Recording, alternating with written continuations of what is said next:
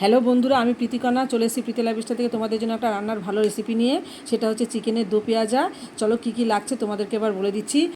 চিকেনটাকে ধুয়ে রেখেছি, আর রেখেছি হচ্ছে পেঁয়াজ ডুমো ডুমো করে কাটা, ক্যাপসিকাম ডুমো ডুমো করে কাটা, আর রয়েছে এখানে লবণ, রয়েছে হলুদ এবং চিনি, আর রয়েছে এখানে রসুন বাটা, আদা বাটা, নুন, লঙ্কার গুঁড়ো, টক দই, পেঁয়াজ বাটা।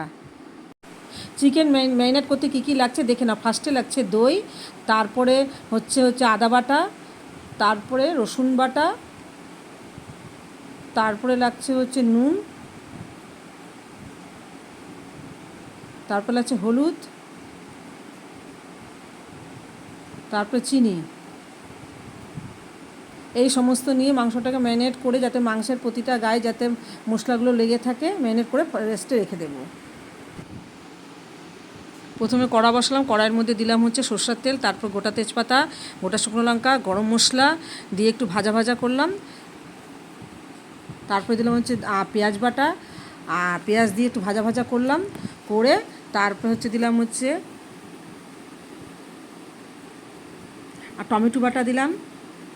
টমেটো বাটা দিয়ে বেশ ভাজা ভাজা করলাম, করে দেবো দই। দই দিয়ে একটু ভাজা ভাজা করে দেবো, করে তারপরে নুন, চিনি, লঙ্কার গুঁড়ো দিয়ে এগুলো দিয়ে বেশ একটু নাড়াচাড়া করে তারপরে ম্যারিনেট করা মাংসটা দেবো। এবার ম্যারিনেট করা মাংসটা এবার মশলার মধ্যে ছাড়লাম, এবার ছেড়ে ভালো করে নাড়াচাড়া করব।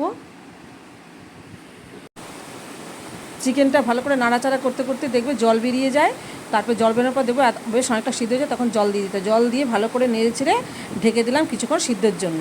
এবার দেখবে চিকেনের কালারটা অন্যরকম হয়ে আসবে, আর বেশ মাখা মাখাভাবে ভাব হয়ে আসবে, খেতেও ভালো লাগবে, একটা অন্যরকম লুক লাগবে চিকেনটা। ঠিক আছে, তারপর কড়াইতে তেল দিলাম, একটু ঘি দিলাম, ঘি বা অথবা বাটারও দিতে পারো। তারপর ডুম ডুম করে ক্যাপসিকাম কেটে দিলাম, আর ডুম ডুম করে পেঁয়াজ কেটে দিলাম। এগুলো বেশ আধা ভাজা হবে, তখন আমি ওই চিকেন, আমার যে রেডি করা চিকেনটা তার মধ্যে দিয়ে দেবো, দিয়ে বেশ নেড়ে চেড়ে কিছুক্ষণ রেখে দেবো। এই রান্নাটা প্রত্যেকে করে দেখো, সবারই খুব ভালো লাগবে এবং খুব টেস্টি রান্না আর খুব ইজি পদ্ধতি। তোমাদের ভিডিওটা ভালো লাগলে তোমরা একটু সাবস্ক্রাইব করো, আর চ্যানেলটা পাশে থেকে কাসুরি মেথি দিয়ে আমি চিকেনের দো পেঁয়াজাটা আজকে শেষ করলাম।